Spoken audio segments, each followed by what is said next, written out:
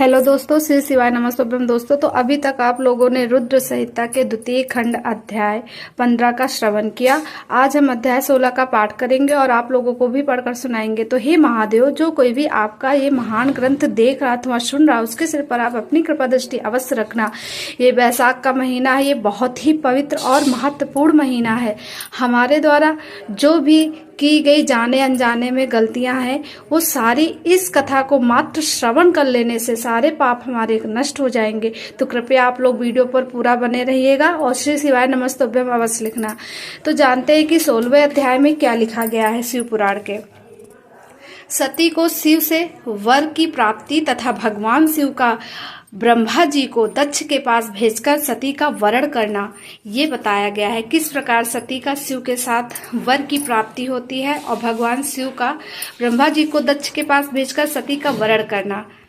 ब्रह्मा जी कहते हैं, मुने, उधर सती ने अश्विन मास के शुक्ल पक्ष की अष्टमी तिथि को उपवास करके भक्ति भाव से सर्वेश्वर शिव का पूजन किया। इस प्रकार नंदा व्रत पूर्ण होने पर 9वीं तिथि को दिन में ध्यान मग्न हुई सती को भगवान शिव ने प्रत्यक्ष दर्शन दिया। उनका श्री विग्रह सर्वांग सुंदर एवं गौरवर्ण का था। उनके 5 मुख थे और प्रत्येक मुख में 3-3 नेत्र थे। भाल देश में चंद्रमा शोभा दे रहा है। उनका चित्त प्रसन्न था और कंठ में नील चिन्ह दृष्टिगोचर होता था। उनके 4 भुजाएं थी। उन्होंने हाथों में त्रिशूल, ब्रह्मकाल, ब्रहा कपाल, वर तथा अभय धारण कर रखे थे। भस्ममय अंग राग से उनका सारा शरीर उदासित हो रहा था। गंगा जी उनके मस्तक की शोभा बढ़ा रही थी। उनके सभी अंग बड़े मनोहर थे। वे महान लव वर्ण के धाम जान पड़ते थे। उनके मुख करोड़ों चंद्रमाओं की समान प्रकाशमान एवं आह्लाद जनक थे।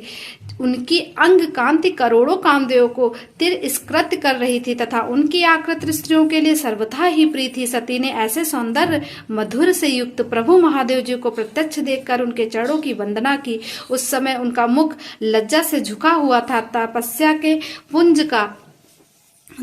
के पुण्य का फल प्रदान करने वाले महादेव जी उन्हीं के लिए कठोर व्रत धारण करने वाली सती को पत्नी बनाने के लिए प्राप्त करने की इच्छा रखते हुए भी उनसे इस प्रकार बोले। महादेव जी ने कहा, उत्तम व्रत का पालन करने वाली दक्ष नंदिनी, मैं तुम्हारे इस व्रत से बहुत प्रसन्न हूँ, इसीलिए कोई वर मांगो। तुम्हारे मन को जो अभीष्ट होगा वही वर मैं तुम्हें दूंगा। ब्रह्मा जी कहते हैं, मुने, जगदीश्वर महादेव जी यज्ञ सती के मनोभाव को जानते थे तो भी उनकी बात सुनने के लिए बोले, कोई वर मांगो। परंतु सती लज्जा के अधीन हो गई थी, इसीलिए उनके हृदय में जो बात थी उसे वे स्पष्ट शब्दों में कह न सकी। उनका जो अभीष्ट मनोरथ था वह लज्जा से आच्छादित हो गया। प्राण वल्लभ शिवा का प्रिय वचन सुनकर सती अत्यंत प्रेम में मग्न हो गई। इस बात को जानकर भक्त वत्सल भगवान शंकर बड़े प्रसन्न हुए और शीघ्रता पूर्वक बारंबार कहने लगे, वर मांगो, वर मांगो। सत्पुरुषों के आश्रय भूत अंतर्यामी शंभु सती की भक्ति के वशीभूत हो गए थे। तब सती ने अपनी लज्जा को रोककर महादेव जी से कहा, वर देने वाले प्रभु, मुझे मेरी इच्छा के अनुसार ऐसा वर दीजिए जो टल ना सके। वत्सल भगवान शंकर ने देखा सती अपनी बात पूरी नहीं कह पा रही है। तब वे स्वयं ही उनसे बोले, देवी, तुम मेरी भार्या हो जाओ। अपने अभीष्ट फल को प्रकट करने वाले उनके इस वचन को सुनकर आनंद मग्न हुई सती चुपचाप खड़ी रह गई, क्योंकि वे मनोवांछित वर पा चुकी थी। फिर दक्ष कन्या प्रसन्न हो दोनों हाथ जोड़ मस्तक झुका भक्त वत्सल शिवा से बारंबार कहने लगी। सती बोली, देवादिदेव महादेव प्रभु जगतपते, आप मेरे पिता को कहकर वैवाहिक विधि से मेरा पाणी ग्रहण करें। ब्रह्मा जी कहते हैं, नारद, सती की यह बात सुनकर भक्त वत्सल महेश्वर ने प्रेम से उनकी ओर देखकर कहा, प्रिय, ऐसा ही होगा। तब दक्ष कन्या सती भी भगवान शिव को प्रणाम करके भक्ति पूर्वक विदा मांग जाने की आज्ञा प्राप्त करके मोह और आनंद से युक्त हो माता के पास लौट गई।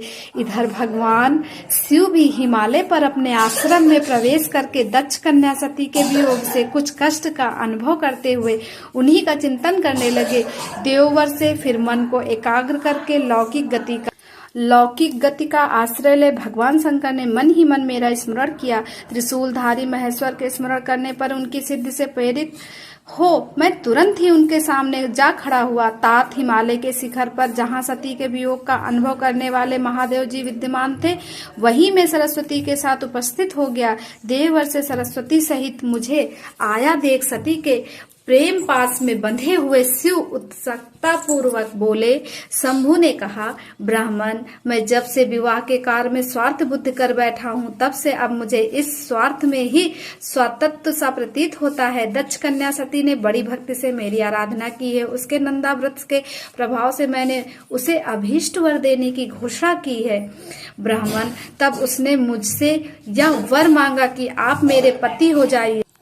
तब उसने मुझसे यह वर मांगा कि आप मेरे पति हो जाइए। यह सुनकर सर्वथा संतुष्ट हो मैंने भी कह दिया कि तुम मेरी पत्नी हो जाओ। तब दक्षायणी सती मुझसे बोली, जगतपते, आप मेरे पिता को सूचित करके वैवाहिक विधि से मुझे ग्रहण करें। ब्राह्मण, उसकी भक्ति से संतोष होने के कारण मैंने उसका वह अनुरोध भी स्वीकार कर लिया। विधाता, तब सती अपने माता के घर चली गई और मैं यहाँ चला आया। इसीलिए अब तुम मेरी आज्ञा से दक्ष के घर जाओ और ऐसा यत्न करो जिससे प्रजापति दक्ष शीघ्र ही मुझसे अपनी कन्या का दान कर दे।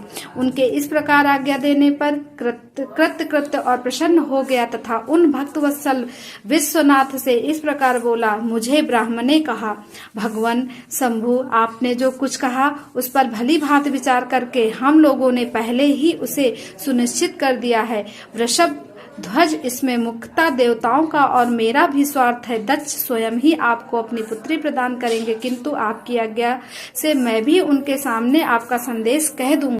सर्वेश्वर महाप्रभु महादेव जी से ऐसा कहकर मैं अत्यंत वेगशाली रथ के द्वारा दक्ष के घर जा पहुंचा। नारद जी ने पूछा, वक्ताओं में श्रेष्ठ महाभाग विधाता बताइए, जब सती घर पर लौट कर आई तब दक्ष ने उनके लिए क्या किया? ब्रह्मा जी ने कहा, तपस्या करके मनोवांछित वर पाकर सती जब घर को लौट गई तब वहां उन्होंने माता पिता को प्रणाम किया। सती ने अपनी सखी के द्वारा माता पिता को तपस्या संबंधी सब समाचार कहलाया।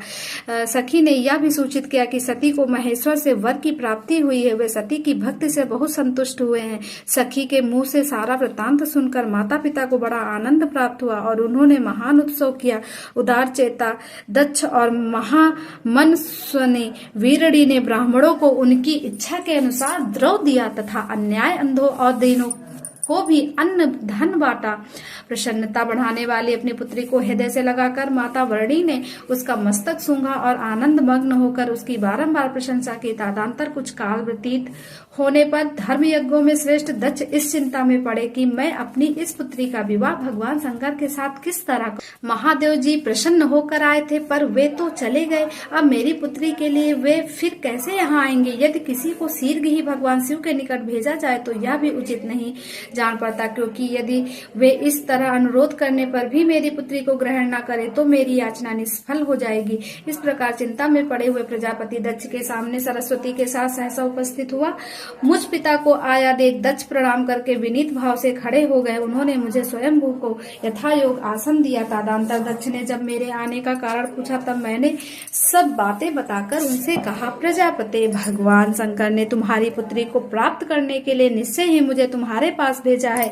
इस विषय में जो श्रेष्ठ कृत्य है उसका निश्चय करो। जैसे सती ने नाना प्रकार के भाव से तथा सात्विक वृत्ति के द्वारा भगवान शिव की आराधना की है, उसी तरह वे भी सती की आराधना करते हैं। इसीलिए दक्ष भगवान शिव के लिए ही संकल्पित एवं प्रकट हुई है। अपनी इस पुत्री को तुम अविलंब उनकी सेवा में सौंप दो, इससे तुम कृत्य हो जाओगे। मैं नारद के साथ जाकर उन्हें तुम्हारे घर ले आऊंगा, फिर तुम उन्हीं के लिए उत्पन्न हुई अपनी यह पुत्री उनके हाथ में दे दो। ब्रह्मा जी कहते हैं, नारद, मेरी यह बात सुनकर मेरे पुत्र दक्ष को बड़ा हर्ष हुआ। वे अत्यंत प्रसन्न होकर बोले, पिता, ऐसा ही होगा मुने। तब मैं अत्यंत हर्षित हो वहां से उस स्थान को लौटा जहाँ लोक कल्याण में तात्पर रहने वाले भगवान शिव बड़ी उत्सुकता से मेरी प्रतीक्षा कर रहे थे। नारद, मेरे लौट आने पर स्त्री और पुत्री सहित प्रजापति दक्ष भी पूर्ण काम हो गए। वे इतने संतुष्ट हुए मानो अमृत पीकर अघा गए हो। तो दोस्तों, यहीं पर 16वां अध्याय समाप्त होता है। अब इसके आगे की कहानी किस प्रकार सती का विवाह शिव जी के साथ होता है, हम ये जानेंगे 17वें अध्याय में। तब तक के लिए श्री शिवाय नमस्तुभ्यं दोस्तों।